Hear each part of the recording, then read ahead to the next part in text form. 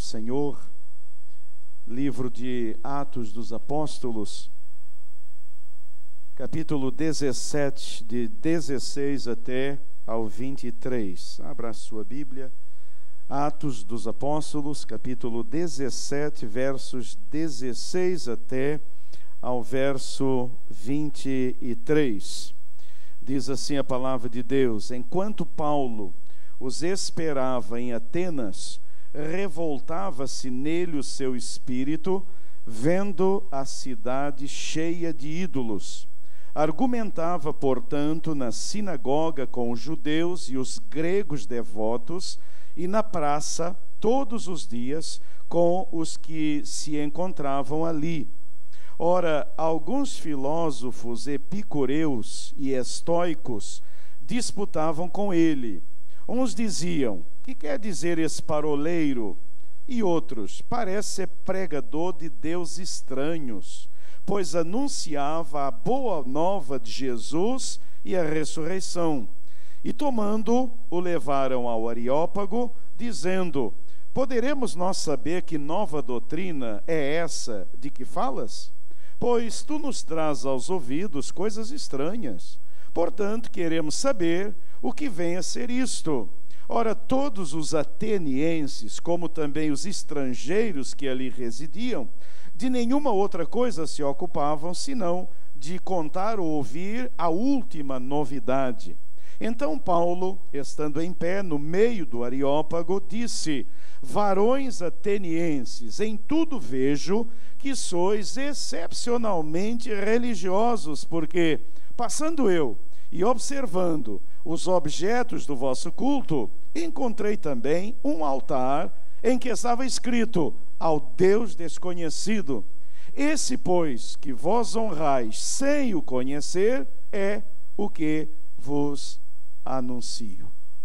Vamos orar. Pai, muito obrigado, porque o Senhor já tem falado conosco nesta manhã, e agora nós pedimos que o Senhor continue falando através da Tua Palavra. Senhor, é Tua Palavra, é viva, é eficaz, é mais penetrante que uma espada dois gumes, e eu peço agora, Deus, que o Senhor faça a obra que o Senhor deseja fazer em cada coração nesta manhã, em nome de Jesus, o Senhor da glória. Amém, e amém, e amém. Queridos, estamos vivendo missões. Na verdade, vivemos missões o tempo todo o tempo, e é minha convicção de que, se queremos ganhar vidas para o Senhor Jesus Cristo, e nós estamos em conquista, nós estamos querendo conquistar a Zona Sul, conquistar vidas para o Senhor. Se nós queremos conquistar a Zona Sul, se queremos conquistar esse mundo para o Senhor, se nós queremos fazer diferença no mundo em que nós vivemos, além de uma vida de santidade que precisamos ter, nós precisamos compreender as mudanças que estão ocorrendo rapidamente ao nosso redor. Precisamos entender que não vivemos mais numa cultura ou num mundo cristão. Precisamos entender que estamos vivendo numa cultura e num mundo pós-cristão.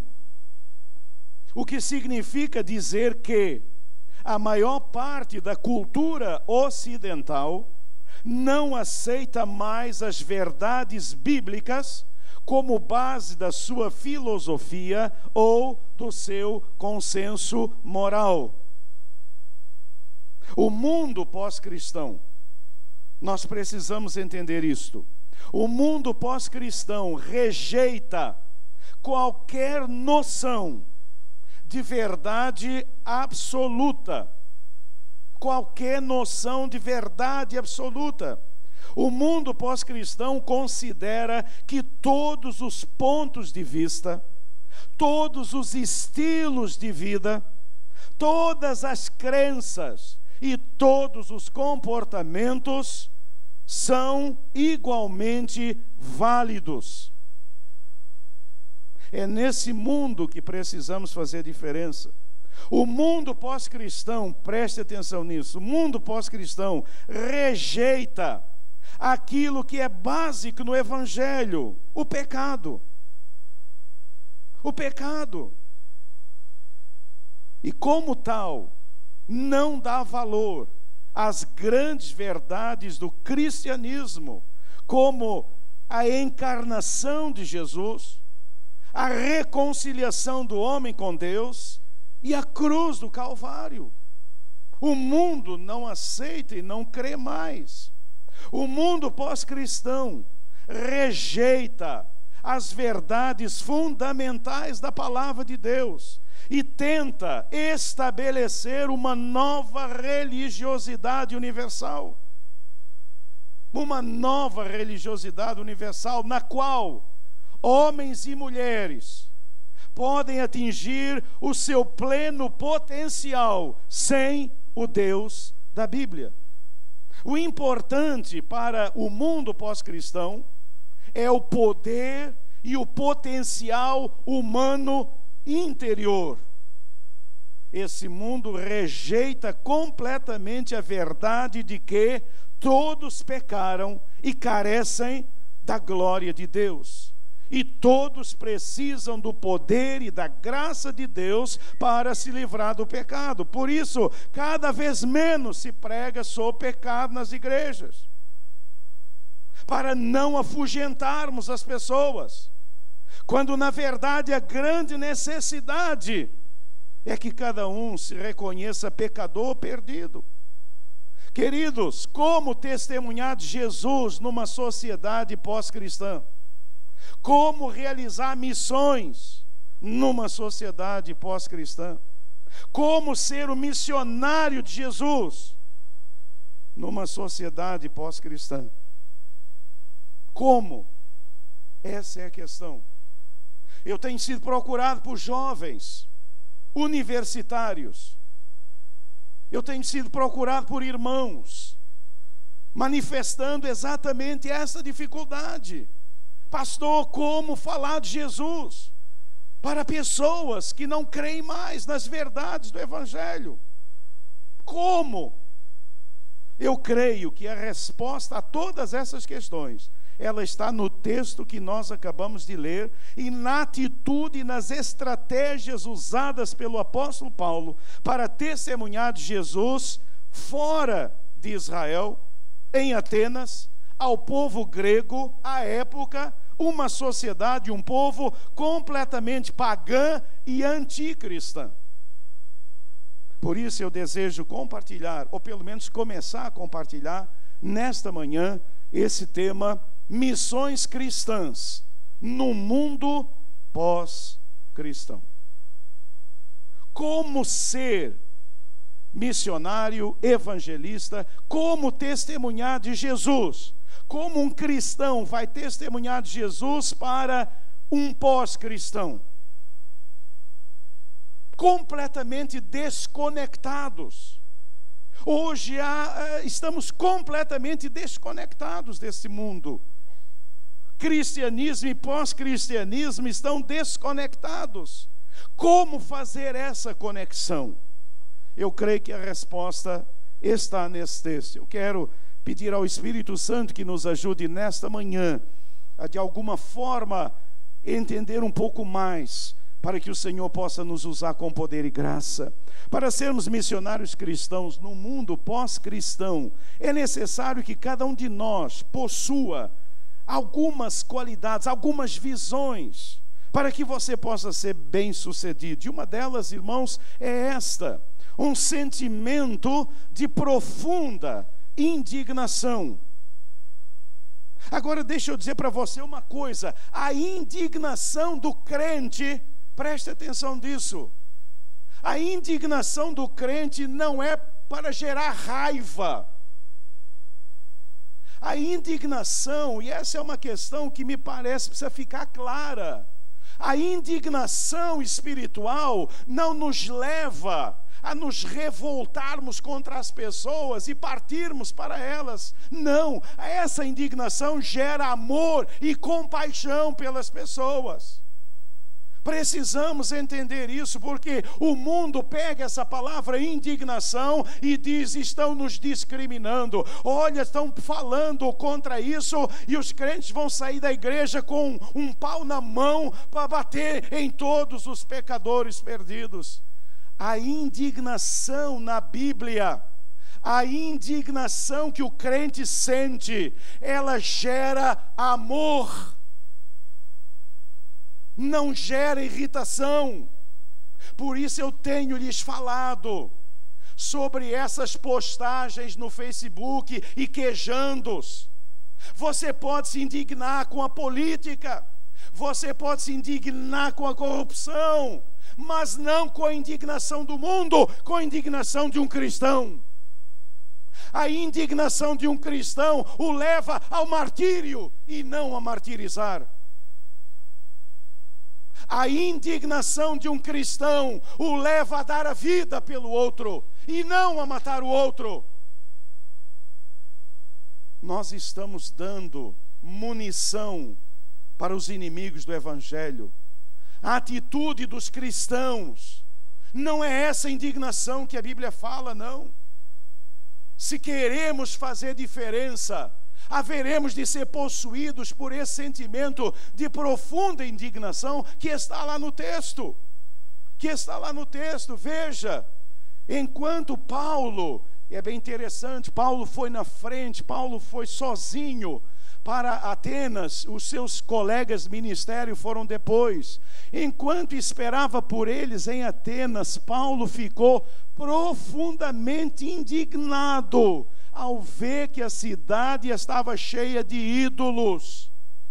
Mas a indignação não o levou a quebrar os ídolos. Não é essa indignação, não é indignação carnal, é indignação espiritual.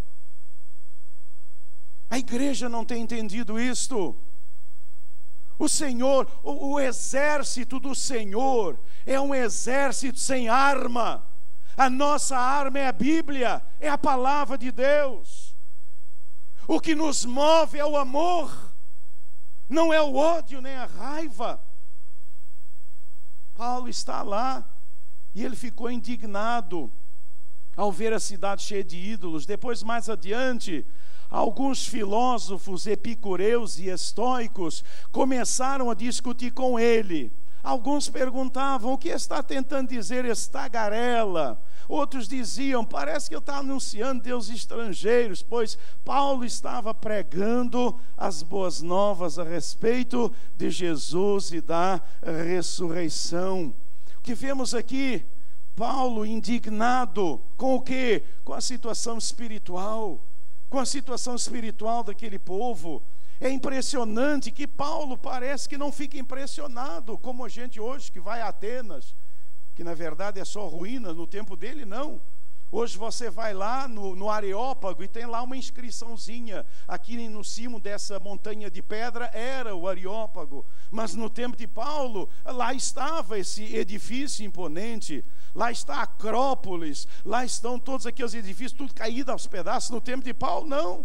No tempo de Paulo, imaginem se hoje Atenas ainda exerce um fascínio tão grande sobre toda a população do planeta. Imagine no tempo de Paulo, com tudo aquilo lindo e maravilhoso. Paulo não fica impressionado com nada disso. O que impressiona Paulo é a situação espiritual daquele povo. Tanta idolatria, um povo onde em cada casa havia um ídolo, onde em cada nicho havia um ídolo. E o apóstolo Paulo, ele fica absolutamente impressionado, e mais do que isso, indignado com aquele povo dominado completamente pelo paganismo, pela idolatria, pela depravação, pela corrupção. Irmãos, há uma conexão profunda entre idolatria e depravação. Há uma conexão profunda entre idolatria e corrupção. Um povo idólatra é corrupto.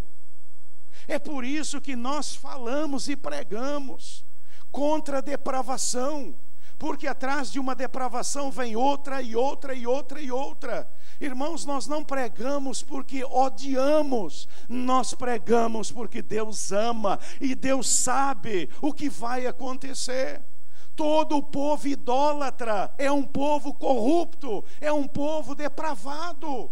Povo idólatra é povo depravado. Sabe por quê? Porque adora um falso Deus. Adora um falso Deus. E isso leva à idolatria, leva à depravação. A depravação em todas as áreas, não apenas espiritual, mas também a área moral. E o apóstolo Paulo está indignado, porque ele vê ali um povo idólatra, ele vê uma sociedade moralmente condenável, e Paulo fica indignado espiritualmente. E essa indignação leva a quê? A fazer missões. Todo missionário é uma pessoa indignada. Sem indignação não há missões, gente. Porque essa indignação é que move o amor no nosso coração. A indignação do crente o leva a agir e a amar, a agir com amor, a agir com amor. Quando a igreja fala, quando o evangelho nos fala de que homossexualismo é pecado, nenhum cristão pega num pau para bater num homossexual. Nenhum cristão. Se algum fizer isso, ele não é cristão nem aqui, nem na China, não pode dizer mais, mas nem em lugar nenhum que exista. Jamais, irmãos, não entendam de forma errada. A indignação é para amar, é para chegar e dizer: querido, Deus te ama tanto que o Senhor não te quer nessa vida, porque esta vida é uma vida de perversão, e atrás de uma perversão vem outra perversão, e atrás de outra perversão vem outra perversão. E estamos hoje aí com problemas seríssimos na área de quê? Abuso sexual. Abuso sexual de quê? De crianças. Porque uma perversão chama outra perversão. É isso que o mundo não pode entender. E aí as pessoas se levantam e dizem: esse pastor é discriminador, vamos botar na cadeia, está pregando, está fazendo diferença. Não, senhores. Jamais um servo de Jesus pode desafiar o seu povo a pegarem armas para bater em pecador. Jamais. O que precisamos fazer é amá-los. Amá-los. É uma indignação que gera amor com essa situação espiritual. Qual foi a situação que Paulo viu? O apóstolo Paulo viu uma situação deprimente ali: paganismo, perversão, povo pervertido. Irmãos, Atenas era uma cidade dominada pelo homossexualismo, tanto feminino quanto masculino. Era uma cidade entregue às orgias. Era uma cidade entregue às perversões mais perversas que você possa imaginar. Uma moral deprimente. A cidade de Corinto, que fica um pouquinho além de Atenas, uma cidade deplorável do ponto de vista espiritual e moral, porque estão ligados à idolatria, gera imoralidade. A idolatria gera imoralidade, porque a idolatria destrói, corrói o tecido espiritual do ser humano. Ele se torna bestial, ele se torna animal. A idolatria animaliza o homem. A idolatria torna o homem um animal. E o homem animal, ele perde a visão espiritual. É o que nós estamos vivendo hoje. Só que com uma roupagem, e é aqui que entra a política. Só com uma roupagem ideológica, uma roupagem política, aceitável, politicamente correto. Mas ninguém se dá conta das consequências disto na vida de cada pessoa e na vida de uma sociedade. Por isso, se nós queremos, irmãos, se queremos evangelizar o mundo pós-cristão, nós não podemos deixar de nos indignar. O que é que está acontecendo com as igrejas? Igreja de homossexual, a outra igreja é de prostitutas, a outra igreja é de feministas, a outra igreja é disso, a outra igreja é daquilo, e com isso nós vamos perdendo a indignação. E se perdermos a indignação, não há evangelização. A tolerância vale tudo e tudo é permitido. Tudo é permitido, porque não há indignação. O que levou Paulo a evangelizar Atenas, o que levou Paulo a evangelizar aquele mundo, é a sua indignação, a sua santa indignação. Irmãos, não percam a indignação. Nós não podemos estar vendo um filme ou estar vendo uma notícia e concordarmos com aquilo que a palavra de Deus condena. Eu preciso me indignar, não para arrebentar a televisão, não para arrebentar a pessoa, não, mas para dizer, querido, está errado, mas esse é o lado ruim, mas tem um lado bom. Jesus Cristo pode mudar a sua vida. Jesus Cristo pode transformar você. Há esperança para você. É uma indignação movida pelo amor que traz a esperança para o mundo em que nós vivemos. Há esperança, e a esperança está em Cristo Jesus. Essa é a mensagem da igreja, de uma igreja indignada, mas que gera amor.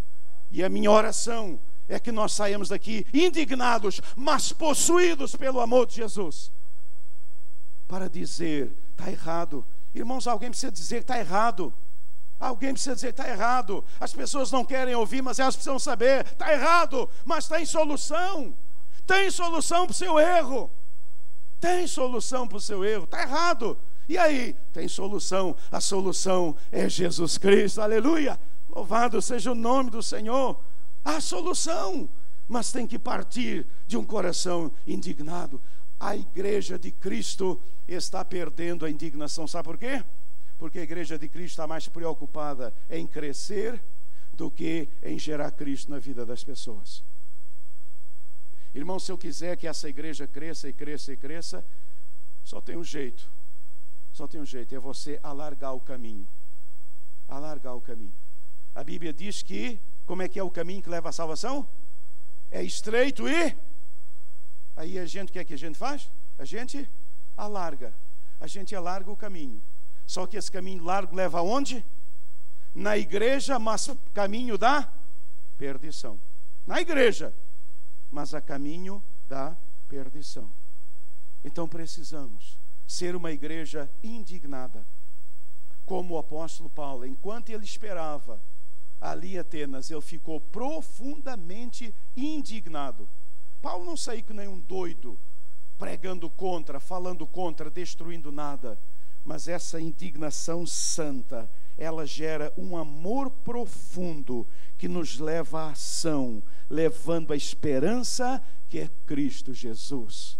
Quero dizer a vocês, eu amo homossexuais. Eu amo pessoas que abortam. Eu amo bandidos. Eu amo a pior espécie de pessoa, porque Jesus as ama. Mas eu me indigno com aquilo que elas fazem. E é essa indignação que me leva até elas. Porque senão é um amor que não serve para nada. O amor sem indignação é pieguice. Não gera nada na nossa vida. O que Deus quer não é um amor piegas. É um amor que age, e o amor que age é um amor de quem se indigna com a situação ao seu redor. Que sejamos uma igreja de cristãos indignados, cheios de amor, para levar esperança a um mundo que está desesperançado. Para sermos missionários cristãos, no mundo pós-cristão, é necessário que cada um de nós possua uma outra qualidade, uma postura de firme convicção. Nós precisamos de uma postura firme como servos do Senhor Jesus Cristo. Veja o texto bíblico. No passado, Deus não levou em conta essa ignorância, mas agora ordena que todos, em todo lugar, se arrependam. Acabou o tempo, com Cristo acabou o tempo da ignorância, porque Cristo é a verdade de Deus.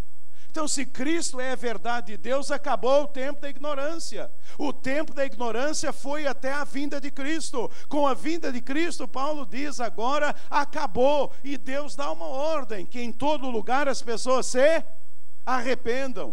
pois estabeleceu um dia em que há de julgar o mundo com justiça, por meio do homem que designou, e deu provas disso a todos, ressuscitando dentre os mortos. Quem é esse homem, igreja?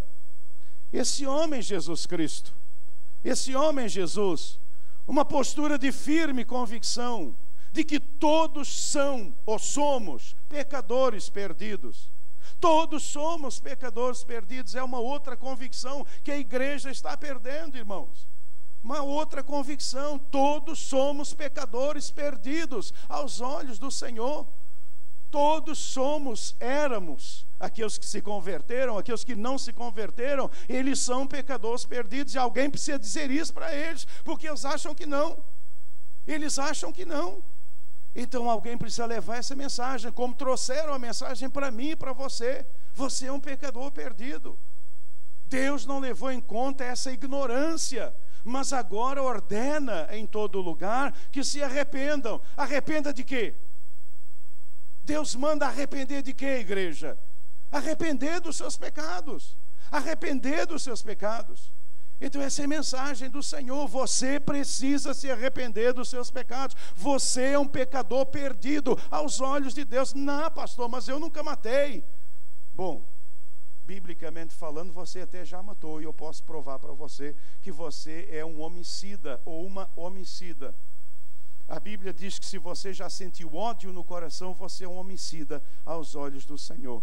Então veja que você não é tão bonzinho quanto você pensa. Ah, pastor, mas eu nunca fui preso. É verdade, você nunca foi preso lá na delegacia ou na prisão, mas você está preso aí pelas grades do ódio, do rancor, da mágoa. Você é realmente uma pessoa que precisa de libertação. Precisamos, todos somos pecadores perdidos. É preciso que a igreja tenha essa convicção. Sem essa convicção, a gente não faz missões.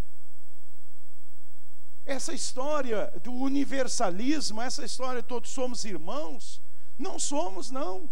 Todos nós somos criaturas de Deus, mas filhos de Deus são apenas aqueles que creem em Jesus como Salvador. Gente, não é quem é batista, não é quem é evangélico, não, é quem crê, quem recebe, quem tem uma experiência profunda, quem reconhece diante do Senhor. E também não é essa história que eu conheço Jesus, não é isso não. É você ter tido uma experiência profunda, quando o Espírito Santo te convenceu que você era um pecador perdido, e você se arrependeu profundamente diante do Senhor. Não é essa história apenas levantar a mão, não. Não é levantar a mão. Quando levanta a mão, a gente diz amém. Você está tomando uma decisão. Uma conversão é diferente. Pastor vê decisões, mas não vê conversões. A conversão vem depois da decisão, mas a conversão é quando você reconhece diante do Senhor, convencido pelo Espírito Santo, eu sou um pecador perdido. É quando todas as suas boas obras, é quando toda a sua bondade vai para o ralo, como diz o apóstolo Paulo. Eu joguei tudo isso fora, tudo isso é trapo de imundícia diante da cruz do Calvário. Nós não estamos entendendo o que é conversão. Conversão não é pertencer à igreja. Conversão não é se batizar. Conversão é um momento, quando nós somos convencidos pelo Espírito Santo que somos profundamente pecadores. Quando a gente vê o nosso coração e quando se desespera diante do estado do nosso coração. É um encontro de você com o seu coração, de você com o seu pecado imundo, terrível. E quando você vê isto, e quando o Espírito Santo ilumina, e você vê essa realidade, você diz, Deus tenha misericórdia. E ali, então você confessa, você se entrega, você recebe Jesus como seu Senhor e Salvador. Isso não é tradição religiosa, isso não é pertencer à igreja A, B ou C, isso não é religiosidade, isso é o momento, é o nascer de novo. É ali, naquele instante, quando eu reconheço, Senhor, quando eu digo, tem misericórdia de mim, quando todas as suas obras caem por terra, quando tudo aquilo que ela colorido, você agora vê de um jeito terrível, terrível, terrível, e você diz, Deus, e você começa a gritar, você começa a clamar, e o sangue de Jesus vem, e o sangue de Jesus te lava, e o sangue de Jesus te liberta, e o sangue de Jesus te perdoa, e o sangue de Jesus faz de você uma nova criatura em Cristo Jesus. Sem essa convicção e sem essa conversão, eu temo que tenhamos em nossas igrejas muita gente decidida e não convertida. Se você pensa que você se converteu quando levantou a sua mão ou foi batizado, não é verdade. A conversão a Jesus é um momento trágico. A conversão a Jesus é um momento doído, é um momento difícil, porque eu me achava tão bonzinho. O que é que leva as pessoas a rejeitar o Evangelho quando você fala de Jesus? Porque todo mundo fala, mas eu sou muito bom, olha, eu sou um bom pai. Mentira. Claro que você não vai dizer isso para a pessoa, mas é uma mentira. Uma mentira. Eu sou uma excelente mãe. Mentira. Sou um excelente cidadão. Mentira. Eu sou uma excelente pessoa. É mentira. Nós somos a pior espécie de gente que existe. É só você olhar para dentro de você. É só você perceber o que você pensa, o que você deseja. É só você perceber a inveja, o ciúme, tudo o que existe aí dentro do seu coração, para você clamar, Jesus de Nazaré, tem misericórdia de mim.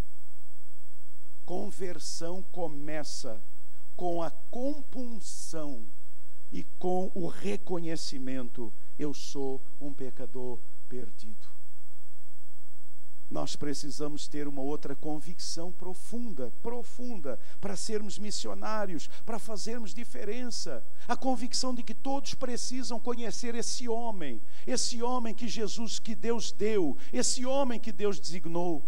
Nós precisamos de convicção de que todos precisam conhecer Jesus Cristo de Nazaré. Todos precisam ter um encontro com Jesus. A igreja precisa estar convicta de que não há nenhuma similitude entre Jesus e Maomé. Não há nenhuma similitude entre Jesus Cristo de Nazaré e qualquer outro, Buda, Lao Tse, ou seja quem for. Não há nenhuma comparação. Não há comparação. Jesus Cristo é o homem designado pelo Deus, o único Deus verdadeiro, para trazer a mensagem do Senhor. Jesus é o único que ressuscitou dos mortos, está à direita do Pai e virá buscar a sua igreja. A igreja precisa ter essa convicção. Agora, no mundo pós-cristão, o preço a se pagar é muito alto. No mundo cristianizado, porque não era cristão, era um mundo cristianizado. No mundo cristianizado isso era mais fácil, porque haviam ainda conexões. Mas no mundo em que nós vivemos atualmente, essas convicções vão gerar perseguição. Vão gerar perseguição, as pessoas não vão aceitar. Eu li no início para vocês, uma sociedade pós-cristã não aceita a verdade absoluta. O que é que as pessoas falam para você? Quando você diz, mas Jesus é verdade, isso é o que você acha. Isso é a sua verdade, mas eu tenho a minha verdade. Cada um fica com a sua verdade. Gente, veja, usa a sua razão. Usa a razão agora. Se existem duas verdades, não tem verdade nenhuma. Se existem duas verdades, não tem verdade nenhuma. Ou a verdade é verdade, ou a verdade não é verdade. Não podem haver duas verdades, a minha verdade e a sua verdade. O que é que eu estou querendo dizer com isso? Que eu não creio na verdade. Aliás, que não é nenhuma... algo novo. Lembra de Pilatos, quando Jesus falou da verdade? O que é que Pilatos voltou e disse para Jesus? Que é a verdade? Que é a verdade? Pilatos também cria dessa forma. Então nós vivemos nesse mundo sem convicção. Então o crente, agora, a convicção do crente dá a ideia para o mundo pós-cristão de quê? De arrogância. Não é verdade? Somos arrogantes. Dá a ideia que é discriminação, você está me discriminando. É o preço da convicção, gente. É o preço da convicção. A convicção tem um preço. E o preço da convicção é esse, é a perseguição. As pessoas vão nos chamar de tudo. Mas o que fizeram com Jesus? Exatamente isso. Por quê? Porque Jesus tinha convicções. Jesus tinha convicções. E quando Jesus colocava as suas convicções, as pessoas pegavam em pedras para atirar. E nós vamos sendo apedrejados. E vocês já estão sendo apedrejados. Quem está hoje lá na faculdade, na universidade, está sendo apedrejado. Quem está lá no trabalho está sendo apedrejado. No colégio apedrejado. Nós estamos sendo apedrejados por causa das nossas convicções. A questão é: vamos abrir mão delas e não seremos mais apedrejados? Ou nós vamos continuar com as convicções e nós seremos apedrejados? Essa é a questão. Essa é a questão. Para sermos missionários cristãos no mundo pós-cristão, nós precisamos dessa convicção, cheia de amor. Claro que nós temos que ter cuidado para não parecer presunçosos, melhores do que ninguém. Irmãos, quando eu passo e eu vejo aquele homem lá na sarjeta, sabe, eu penso: Deus, eu não sou melhor do que ele. Quando eu vejo a notícia desse coronel que abusou de crianças, sabe o que eu penso? Eu não sou melhor do que ele. Esse negócio de a gente ficar jogando pedra, cuidado. Cuidado. Quando você aponta, tem um dedo apontando para lá e quantos apontando para mim? 3. Estou apontando para ele, né? Ele, mas tem 3 apontando para mim, você. Eu olho para essa situação e eu digo: Deus, é pela tua graça que eu não estou nessa situação. Eu vejo alguém se corrompendo e eu digo: Deus, eu só não sou corrupto como ele pela tua graça e pela tua misericórdia. É graça e misericórdia. É por isso que a indignação do crente, ela não leva a essa raiva. Cuidado com essa raiva. Essa raiva não vem de Deus, não. E você sabe de uma coisa, querido: ao sentir essa raiva, você já está pecando também aos olhos do Senhor. Aos olhos do Senhor. Mas tem que ter convicção. Tem que ter essa convicção. E eu sempre lembro de uma palavra do pastor Caio Fábio. Eu nunca esqueci daquela palavra. Ele teve um problema na sua vida e ele deu uma entrevista e ele disse: a verdade que eu pregava não se tornou menos verdade porque eu errei. Pelo contrário, a verdade que eu pregava se voltou contra mim e me tratou com absoluta imparcialidade. É essa a verdade do Evangelho. É isso que é convicção. É isso que é convicção. Todos são pecadores perdidos. Eu era um pecador perdido. Hoje eu sou um pecador remido, salvo pelo sangue de Jesus. Todos precisam conhecer o Senhor Jesus Cristo, porque só em Cristo há salvação. Essas convicções precisam estar firmes e presentes, e o Senhor nos dando sabedoria e graça para levarmos esta mensagem a um mundo pós-cristão. A segunda parte vem domingo que vem. Então não perca o segundo capítulo. Não é da novela, mas é do sermão, né? Então, se você não vier domingo que vem, você vai perder a segunda parte do sermão. Tem mais 2 partes do sermão, mas eu creio que vai valer a pena e que Deus possa nos abençoar. Lembre, missionários cristãos, cristãos no mundo pós-cristão. Que Deus nos abençoe. Vamos ficar de pé.